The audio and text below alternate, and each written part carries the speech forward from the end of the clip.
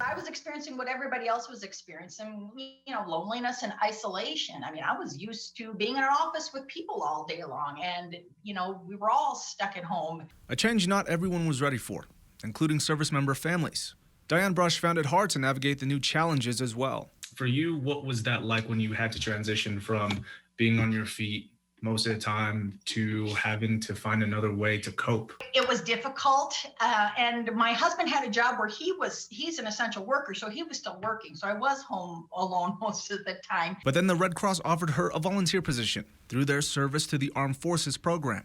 We're going to make some compassion calls to service members' families, their spouses and their families. Would you be interested? And I jumped at the chance. From there, Brush made about 170 phone calls to families in Idaho and Montana. She found the work to be rewarding when a family could be struggling during the pandemic or worried about a loved one serving now. I was feeling lonely and isolated as well, and I had some wonderful conversations with people. Families confided in her support.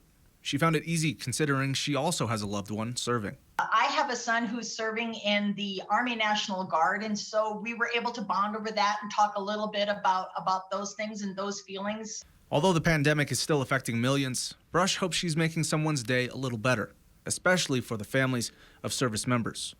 I hope I had a positive impact on them by reaching out to them and just letting them know, hey, somebody cares, and how you doing? Reporting for KPVI News that works for you, I'm Julian Parras.